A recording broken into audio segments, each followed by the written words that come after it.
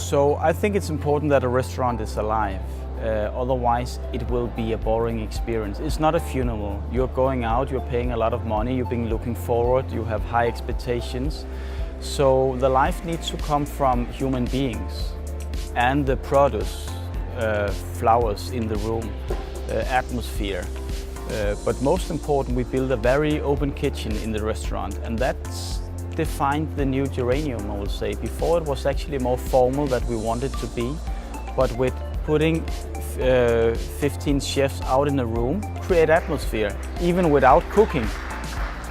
But it creates energy too. It's faster to present the food. You can look the chefs in their eyes, which I believe it's important to see who it's cooking, because cooking is something very personal. It comes from deep in the heart and memories and childhood. So that's important, and that's why a restaurant needs to be alive. Otherwise, I think it's boring, and it needs to be updated, in touch with season, in touch with the world, in your own way of telling that story. The menu will also change a lot, but what is a lot?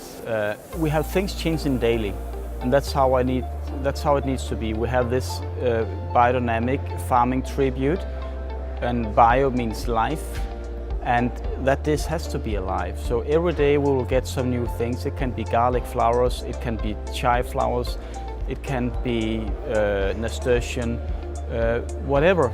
But it has to change a little bit. We need to stay in touch with the season. And that's what we do, because I think it creates atmosphere and life. I think that's how I see my world, and I want to show my world. I feel free in this world. I can do what I want to, but I do what I feel is making sense. And that's, getting local ingredients from the biodynamic farmer. It's the cheapest way of getting it, but it's the purest way of getting produce. We give back to the soil, we take and we give back. And that's important for me, to give something back.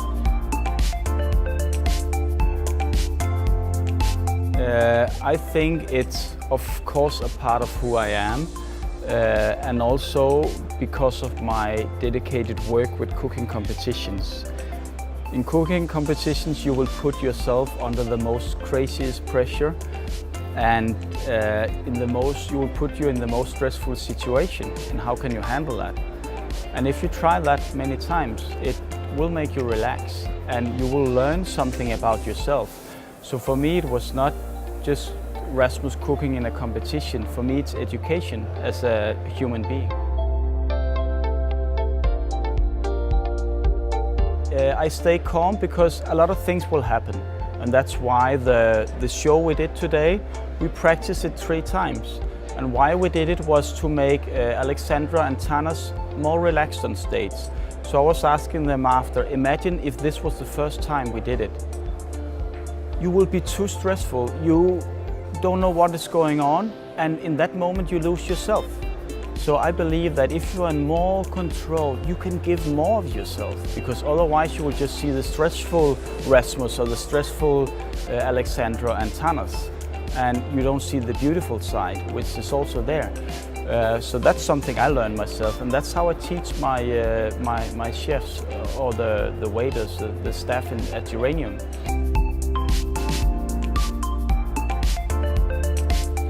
I can see now there's a movement, especially in Denmark, because I don't have time to travel so much anymore, but I'm sure it's going on around the world, that we focus more on vegetables.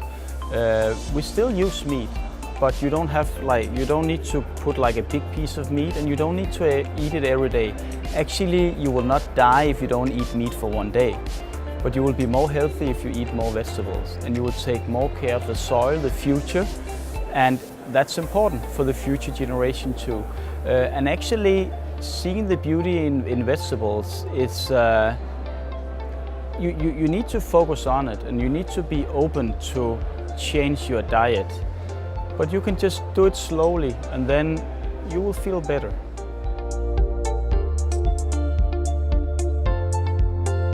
I have a big motto in the kitchen. I think I have many, but at Geranium I forgot to tell that. Actually, it's We have many things and many things which is not visible for the outside, but when you're there you can discover it.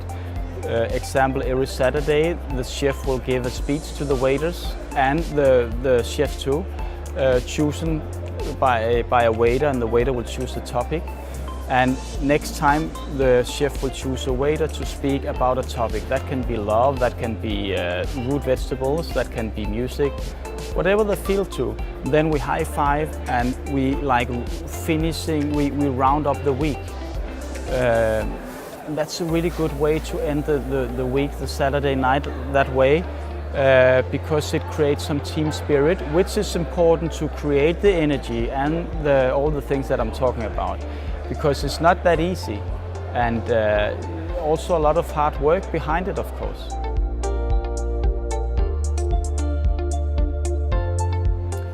I find, and I will always find it inspiring to work with the different seasons. I mean, it's like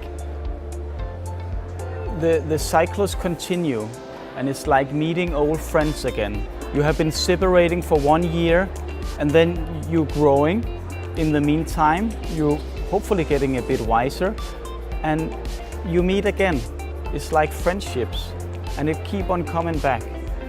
So I will say the season and the vegetables, looking forward to the first ramson, looking forward to the elderflowers, that is always amazing me.